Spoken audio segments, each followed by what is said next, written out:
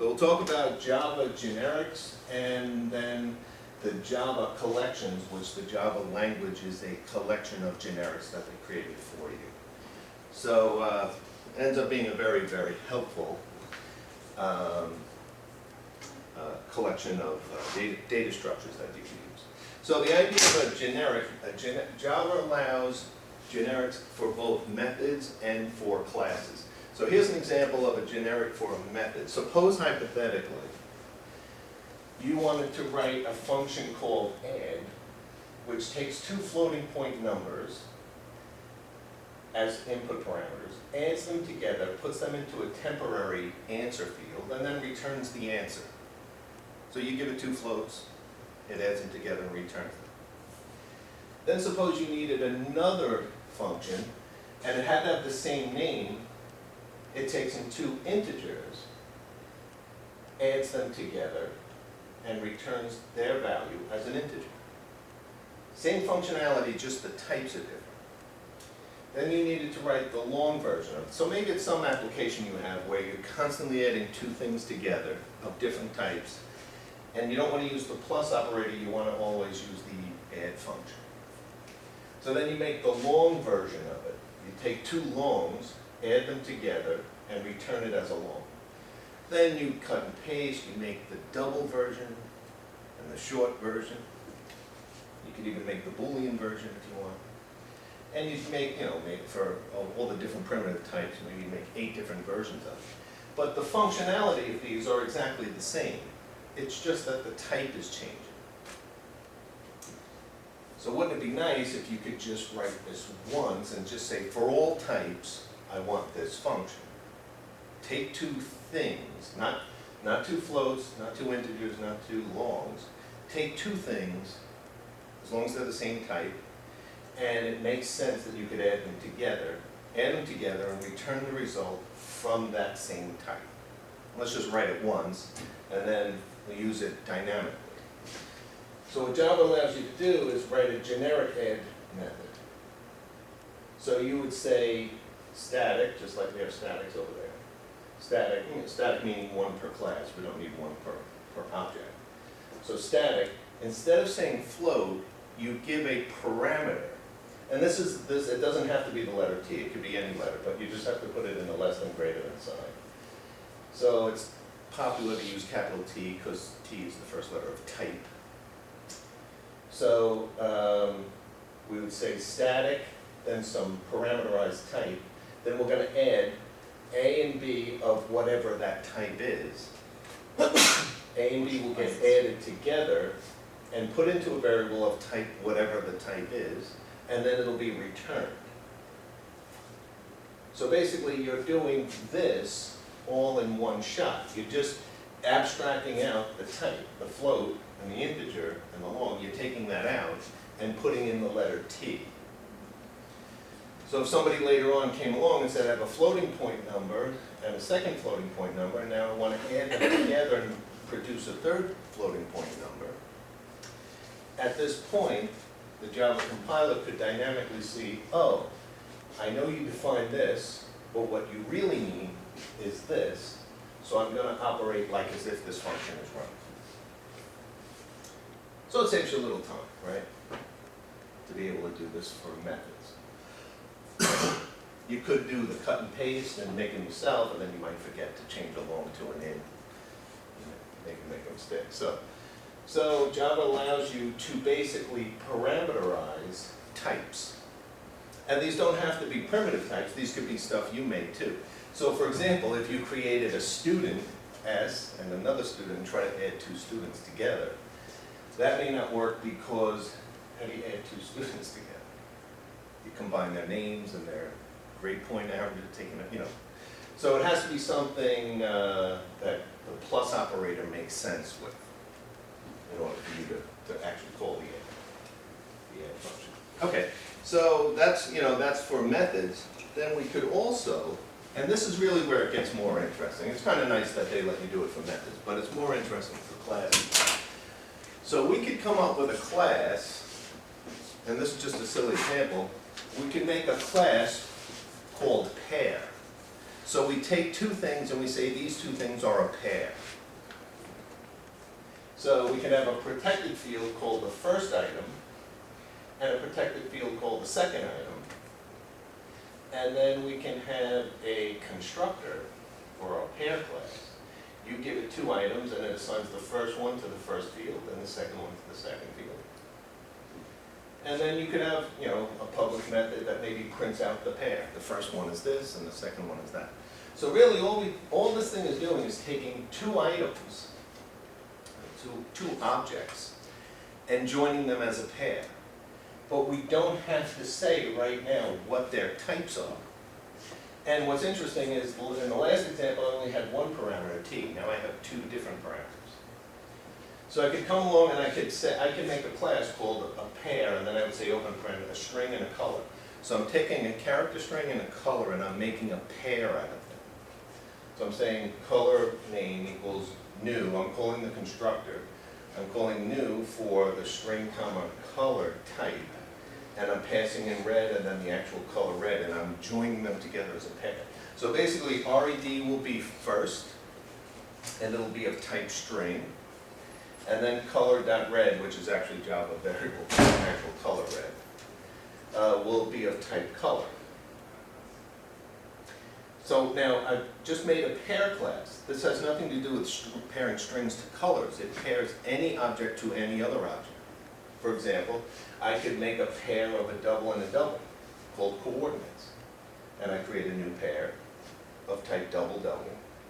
And I say 17.3 and 42.8 are a pair of coordinates. So this is a class of stuff, and it basically takes two objects and forms a relationship called pair. So now with this generic class, I can now make pairs of any combination of objects I want. I could take a student and a dog and make a pair out of them. I could pair up any two objects I want. And then the idea is you could write all the functions that make sense, anything that makes sense to do with a pair. Would there be anything? What would you do with a pair of things? Every possible pair would have. Besides bringing out the first one and the second one, but think of a... Maybe like an animal and a noise. A what? An animal and then its noise, so if it was to make a noise. Yeah, but that... So, I mean, the reason I'm asking is, if we said, if we made a function that said like the second thing is the noise made by the first thing, then it's not then it's a special kind of pair. It's a pair where it's something and it's noise. It would be just... It's like mashed potato and gravy. Right, but we're basically just saying if we create an object called mashed potato and gravy, and just saying they're a pair. Yeah, I just want to get across the idea that all we're it's basically a way of taking two objects and somehow joining them together. So really, what's very common is that the generic class is somehow like a container of two other objects or a number of objects and saying they're somehow connected to each other. Maybe a city and its state, that'd be a good... Well, yeah, I mean, no, so then what we could do is we could make a pair of cities and states. We could make a pair, like a pair called, you know, let's say city and its state, and then say new, and then put in a city here and a state here, and then just keep making pairs. Okay. Right, so really the big advantage, because we're parameterizing the type, these are really going to be objects of random types. So really, the big thing to a generic class is really to create a connection between objects. So one example might be a stack. A stack is a data structure. Well, this will come up in your data structures class.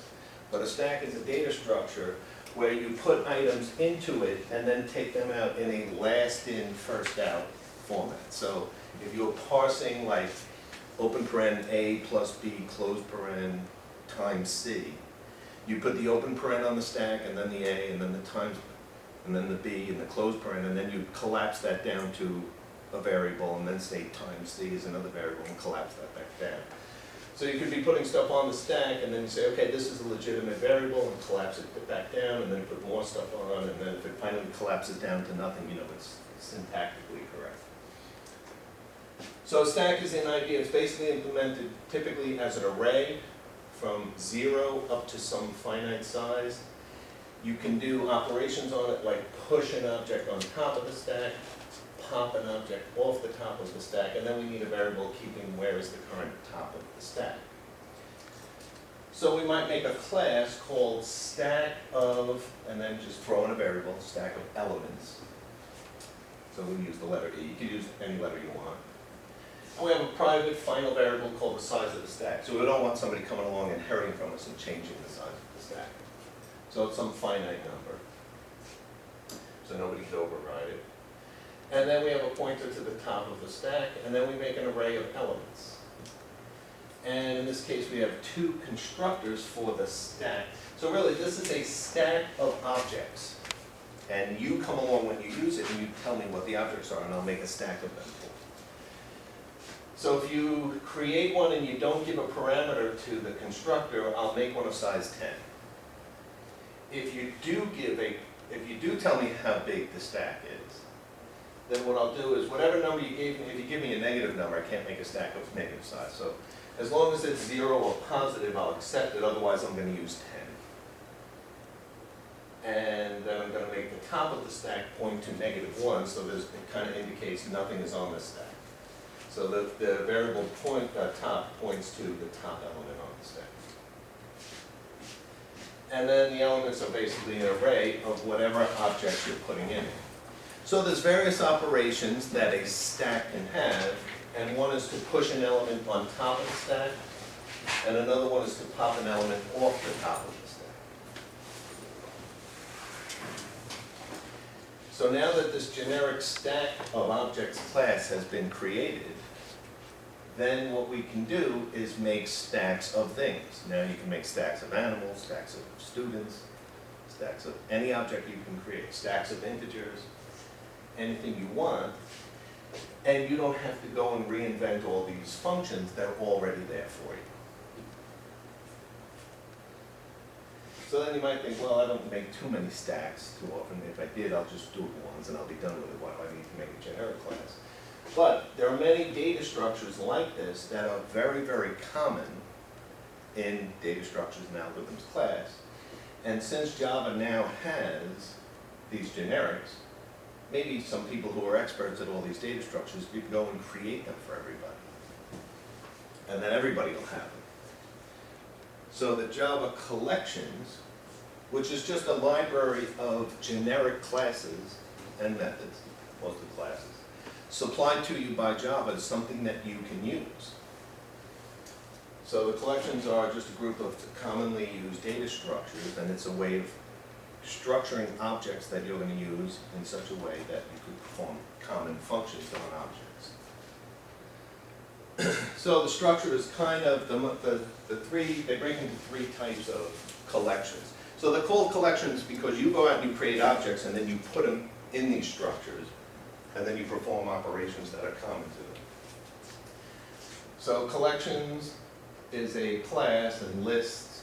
So the three types are lists, sets, and maps. And we kind of saw an example of a map. We made a pair. We mapped two objects to each other, the first and the second.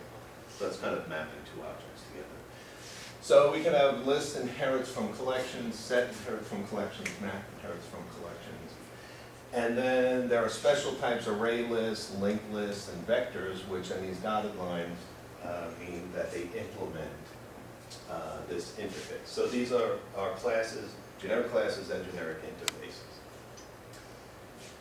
So if you decide you have a problem, you want to store your objects in a certain structure, and you're going to be performing some tasks, and it's any one of these data structures, instead of going out and writing 50 methods for them, Java has already written them for you, so just use one of these collections to create them. So, one example would be a list container. So for example, the way a list works is you have a collection of objects Like I say, these could be these could be animals, and one's a dog, one's a cat, one's a bird. And you decided for some reason you want to keep them in an ordered list.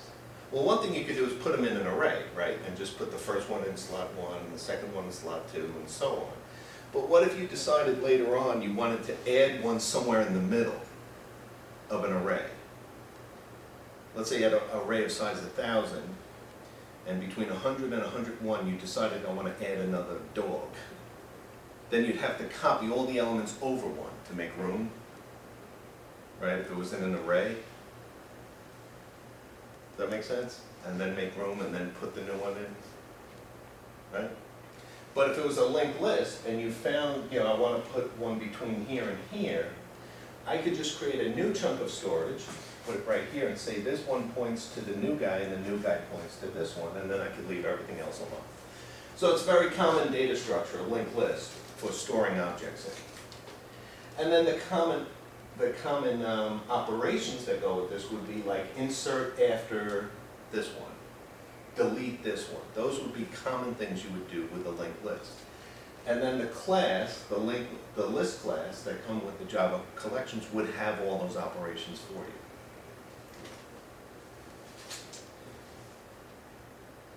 Another type is the type called maps. And like I say, when we went over our own example before, we talked about a pair. We're basically taking two items and mapping them together. This is the first one, here's the second one. What we could do is if you wanted to have a bunch of people's names, you could run them through this is an example of a hash map.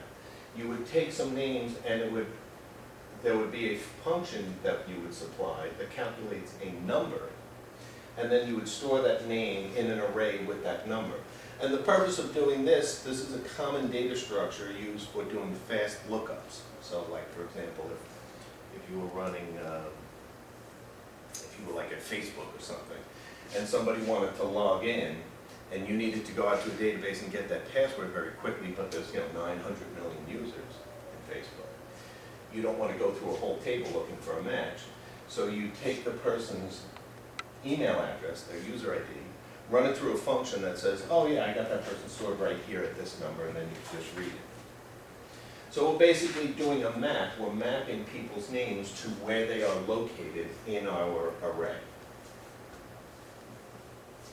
So we could have two fields, a field called a key and a field called a bucket, or you can make up your own names, but you're just saying this object is mapped to this object. And the third type is sets. So this is where you have a bunch of things, there's no particular order to them, but they need to be grouped together in a set. So you could create a set of, music, beer, afterlife, wisdom. And it's internal, it's really Java's option, and based on which type of set you pick will determine how they will link them together, but they have to actually take these objects and say these all belong to a set. But again, they're not ordered. It's just you decided you have a bunch of objects, you want to put them together in a set. So like in our example with animals and dogs and cats and birds, we could have like a set of flying animals and a set of non-flying animals, and create a set called non-flying, and then put all the non-flying animals in that set. Okay, so then this brings up another interesting thing is, if we have these Java collections and you want to iterate through them, and like let's say print them all out. Suppose we had a set of animals and we decided we wanted to have a loop that goes through the set and prints them all out. So we would need something that iterates through the collection. So just a reminder of what an iterator is. You remember when we did a for loop, we said for I equals 0, as long as I is less than 10, run this loop, and when the loop is done, add 1 to I. Right? So it's common to use the letter I, because that's the first letter of the word iterator. But the integer I is the thing that's going through. Now, if this was an array, if this do stuff was to print out stuff from an array, I would be the thing going through the array. Right? It would keep incrementing by 1, and then you perform an operation, and then you iterate to the next one, perform the operation, iterate to the next one, until there's no more to go. So now suppose we had a container class, like a linked list, and you said, I want to go from the first one, print it out or whatever, go to the next one, do whatever I got to do, go to the next one. We need something that hops through each one. So could we use an integer for that? So like I say, I just posted a for loop and a while loop. And with the while loop, you have to actually manually update the iterator. But again, here we can use an integer and it just keeps iterating, keeps going to the next value. But if we had a linked list, for example, if we had a reference called head, and then we decided, and then this, so the head is the first object, the tail is the last object, we might want to have a reference called iterator, which points at the first one. So we might say iterator equals head. So now iterator is pointing to this one. We perform some operation on this object, maybe print out its value. Now we need iterator to go to the next one. So can we say iterator equals iterator plus 1?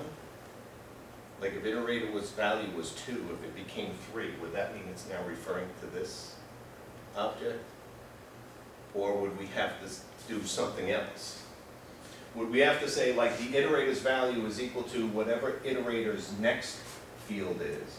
So like iterator equals iterator.next. Meaning the iterator, which is currently pointing at this object, should now refer to whatever this is pointing at, so now it's pointing at this object. So does the idea of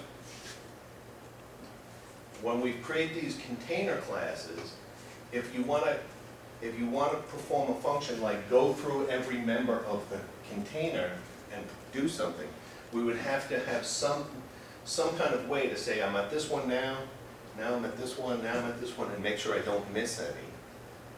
So I would need something that is of type that it could say, okay, now I'm going to the next one.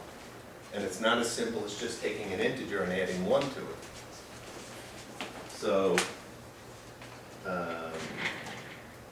right, so the question is, if we wanted to iterate through a linked list, what would be the iterator's type? Would it be an integer, or, how do we get to the next one? So what it would have to be is a reference to each member of the collection, and then we'd have to supply some kind of a way of saying, if you're at this one, here's how you get to the next one. Here's how you would iterate through. So, here's kind of an example. Suppose we had a string 1 called first string 2 called second string, so we have 2 different strings, and now we want to create a list of strings. So we could use the Java Java collection list. We could say list of type string, and I'll call it a list, and I'll say it's a new array list of type strings. That supplies, now I inherited an operation called add, so I could take any string and add it to my list. So I could add string 1 to my list, add string 2 to my list. Now if I want to go through them all and print them out, I can't just say I equals 0, print string 1, I equals I plus 1, print string 2. Because I would then be, like I'm saying, suppose right here we had string 1, and right here we had string 2, and I wanted to print them out. I'd have to have an iterator, which starts at the beginning one, so that would be an operation saying like head equals iterator. Then I would print this guy out, print out string 1, and now I have to go find the next string, and I would say iterator equals iterator's next field. So now the iterator would get updated to point to refer to this one, and then I could print it out.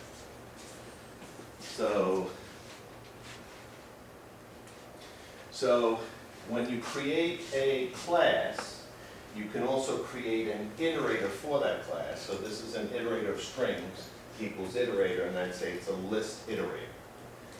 So the list class supplies the functionality of how to go through the list. So now we can say, instead of saying while I is less than 10 and have something incrementing I, we could say while the iterator has a next one.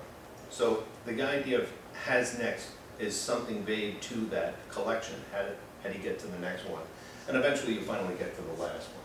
So as long as it has a next one, then we could do whatever we gotta do, and then we increment, we call the next function, which means whatever I'm currently referring to, now I wanna refer to the next one. And then I can print out every string. So this would be comparable to a while loop for an integer I, just using an iterator for this structure. Now, if every structure doesn't, now you don't even have to know how it hops through the structures in an order. It'll just keep hopping through till it gets to the end.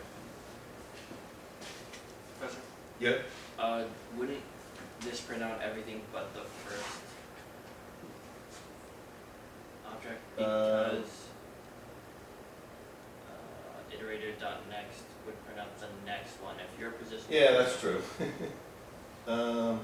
Yeah, I probably should have printed out the first one Yeah. and then said, wow, that has the next one. Yeah, so actually, yeah, it would print out, it would start off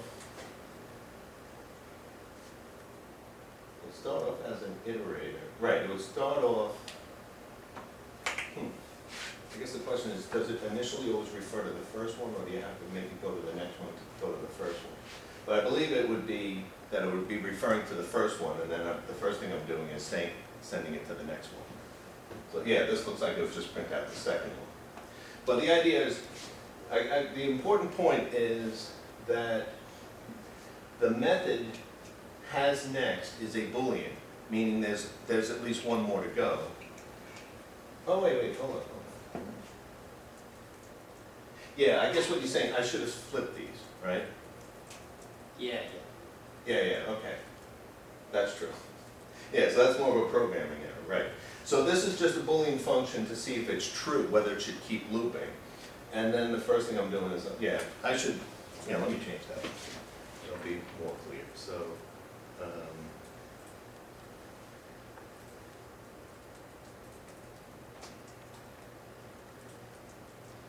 yeah, so what we're saying is, There's some string before that. Professor, yeah, you'd also have to declare the string before it. Because some string doesn't exist yet. In the first line of the loop. the first one of the loop. Because you're just going to system.out.println some string. That string isn't defined until the next one. Well, this would be, if the iterator is pointing at the first one, yeah, I mean, okay, I should be calling, you mean if I'm printing from this list? No, it should be Are you saying like list dot, iterator. You should do before the loop happens. Or iterator dot in your position 0.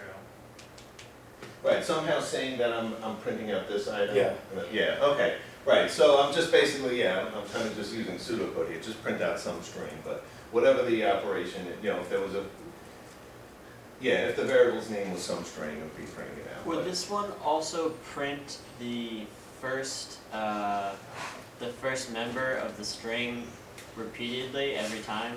Because it's going to go through the loop, print some string, then it's going to go to iterator.next. To point to the next one. And then, yeah, so in other words, if I had used a variable here that meant the current one being referred to, Okay. the current one being referred to by the iterator. Okay. So, yeah, then it would just go through each one.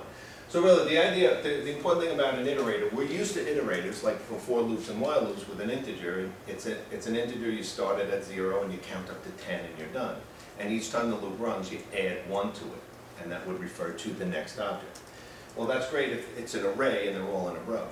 But these are now like stacks and linked lists and maps and all that stuff, and sets, which are a random ordering of objects, but you'd still like to be able to go through each one in some kind of order and print them all out.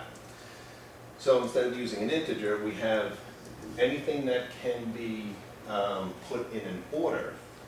We have a new thing called an iterator, so we'd have to make an iterator for that class, just so we can go through the class. Okay? So an example of a set, we could say, I want to make a set of strings called set, and then I could make a hash set.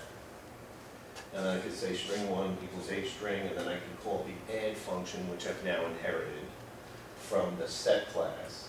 And I could take string 1 and add it to a set, create an iterator. Just, so every class has its own version of an iterator. So you don't even have to know how it's being done. You can just be confident it will go through every item in a particular order. And then as long as you have the max, you keep printing it. Okay.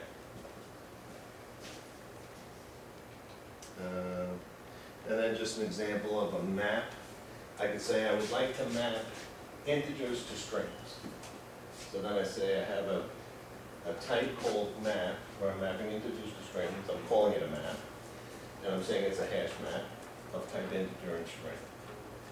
And then I could put values in, put them in my map, and then I could iterate through them again.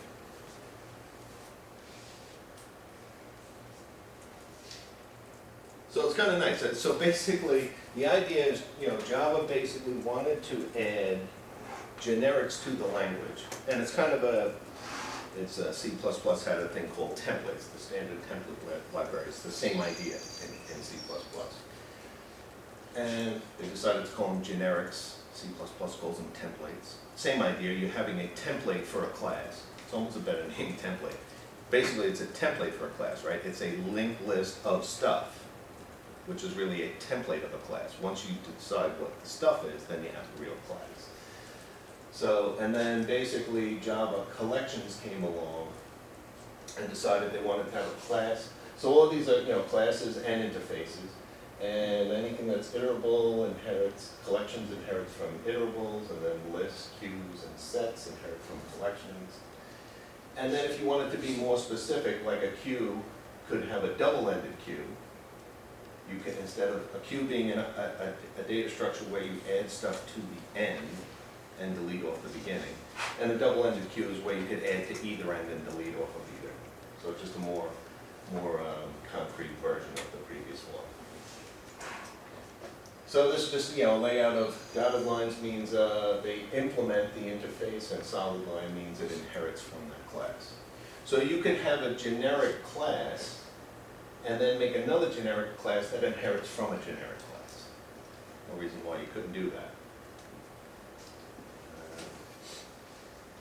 Okay. So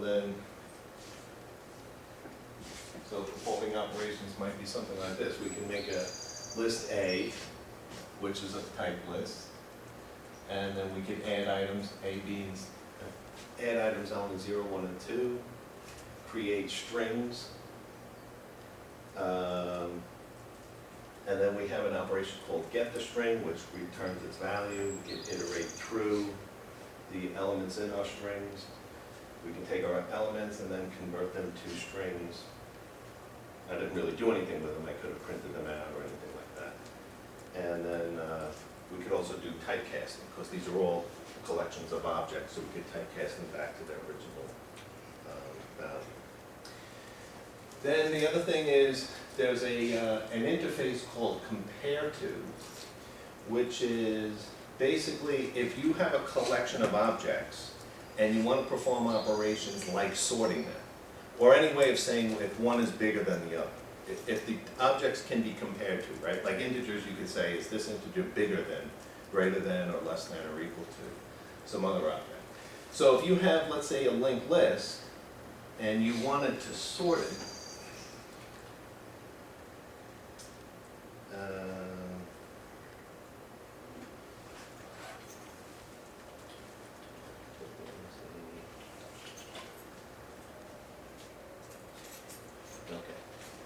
well, suppose you had a linked list and you wanted to be able to sort the items in it. And it would be nice if the collection gave you a method called sort. Well, it can only sort if it knows the definition of what it means to be bigger than the other one, right? Because sorting means arrange everything in some kind of order, right? So, for example, suppose you wanted to make a list of students. And then you decided that you want to sort the students. Well, what would you sort them based on? Date of birth, or how long they've been at the university, or how old they are, or what their GPA. What does it mean for one student to be greater than the other? GPA, all right, so, right, but the thing is, you can, you can decide, but you get the idea that the definition of sorting, the compiler can't tell what it means for one student to be greater than the other. So you'd have to define it. So if your class, the container class, can do things like sorting, if it implements the comparable class, the comparable interface. So what does it mean to, just a reminder, when you implement an interface, what are you required to do? If you're creating a class that implements an interface has a bunch of methods with no body, you're required to supply the method, right? So if you create any if you create any class of a container, and it has the ability to compare objects to each other and decide which one's greater than or less than the other, then you are required to implement the compare to method. So if you wanted to compare two students, so the idea is, it's always the compare to runs on a particular object, and you're passing in another object that you're comparing it to. And the rules of Java was greater than, you return a number greater than 0. If they're equal, you return a 0. And if they're less than, you can return any negative number. Which I thought was kind of strange. I thought they would maybe make a new field called greater than, equal to, or less than, like a 3-value Boolean or something. And we'd have to provide this, or this is within the class? So here's the thing. So anytime you inherit from a class, anytime you implement an interface, any method that's in that interface you are required to supply. That's like the rule of the contract, right? So if you use a Java collection that implements compare to, implements the interface called comparable. The comparable has one method in it, compare to. You are then required to supply that. So if you're going to make a list of things, like a list of animals, or a list of students, or a list of people, there is the potential you may want to sort them, so you would be required to describe what it means to be, for one to be greater than the other. And then you would have to supply the compare to, and now you could sort. Yeah? When you said the less than and then equal to, Yeah. you said reverse. So is it when it's less than, it's 0, or is it less than a negative number? And Well, no, so basically, let's say I'm the student, and another student is coming in as a parameter Okay. that I'm being compared to. If I'm bigger than the incoming student, if my GPA beats the student coming in's GPA, then I would return a positive number, meaning my object is greater than. Yes. And then if the student coming in is greater than my GPA, then, oh, right, I should. Yeah, that's what I was Oh, these asking. two should switch. Yeah. Right, okay, yeah. Let me change that. -1, right? Yes.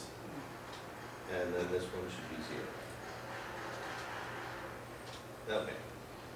Yeah, good catch. So, right, so, and the thing is, it's kind of strange, you could put any positive number you want, and that's kind of, I guess the one thing good is, like, maybe you want to have an index, like you could, if it's really bigger, you could return a 2, and if it's a little bit bigger, you could return a 1, and then you could read what got returned and say, wow, this one's a lot bigger, if that means something. But the rules of Java are just basically, a positive number means greater than, a negative number means less than, and 0 means equal. Right, so if you're going to implement a class, if you're going to, implement a container, so you're going to make a container of all your objects, and there's many, many containers. If it happens to be a container that implements the comparable interface, which only has one method in it, compare to, you're required to supply it. Otherwise you get, compiler errors. And then if it's so that way if your objects are comparable, so that then you could do things like sorting. So, okay. Oh, sorry, no, I do have it here, sorting. So basically I can make a list of objects, and then I could just call the collections, the static method sort, and I could say sort my list. And as long as I supplied this, then the sorting algorithm knows, so any sorting algorithm is gonna take a series of two objects and say, which one's bigger than the other, and then swap them, and eventually it'll be done, whatever the sorting algorithm is. But it must know how to say one is bigger than the other to do the sort. Right, so the good news is, a lot of work's been done for you. And when you go onto your data structures class, the course is all about create a linked list that does this, add elements to the linked list in any random order. Now, once in a while, sort them so they're in order, so you can find stuff quicker. And instead of you writing all this code, you can take the Java code, because they've made the containers for the most common data structures that there are. So your teacher may say, create a linked list, and don't use the Java linked list. Write your own. Right, that's a common thing teachers will say, because Java's already done it for you. And write your own sorting algorithm. Or they might give you a problem that the current set of Java collections doesn't have a structure that handles that project, and you're the only one who can do it. So if you go on a job interview with a company like Google or Facebook, they'll give you a test on the job interview, and the whole test will be on data structures.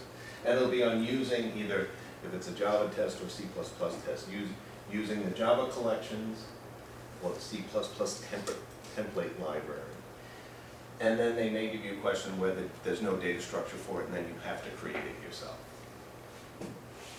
So the most common use of Java generics was the creation of the Java collections, which uses generics, which supplied a bunch of data structures for your objects development.